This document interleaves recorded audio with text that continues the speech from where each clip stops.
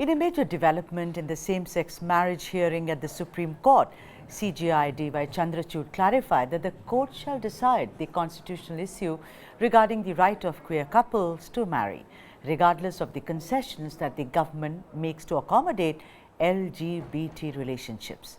The CJI made the statement after the Solicitor General of India informed the Supreme Court that the central government is agreeable to constituting a committee to examine whether certain legal rights can be granted to same-sex couples without legal recognition of the relationship as a marriage. So let's understand if this is a forward movement, as in is it affirmative action that has been taken in this so-called contentious same-sex marriage issue.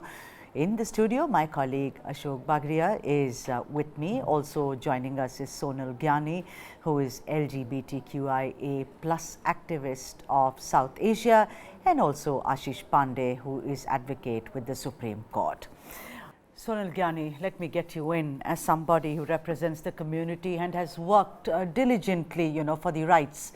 I want to ask you that how do you look at it? Do you think you look at it as glass half full or glass half empty? Because of course there is legalese involved in this, but then the way you perceive it and the way it impacts the community is, I think, of paramount importance here.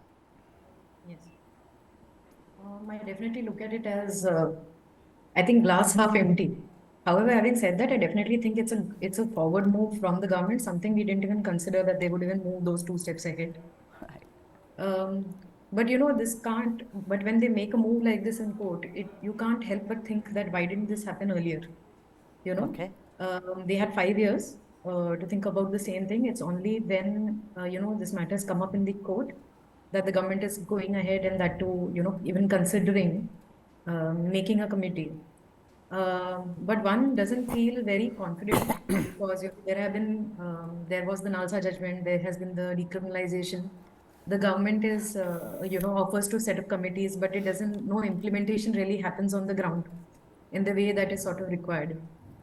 However, even then, I think it's interesting because when you look at the patterns in other countries, a lot of them where countries were not, accepting of, say, touching on marriage as an institution, they did guarantee civil union to its citizens, and perhaps India can consider something like that.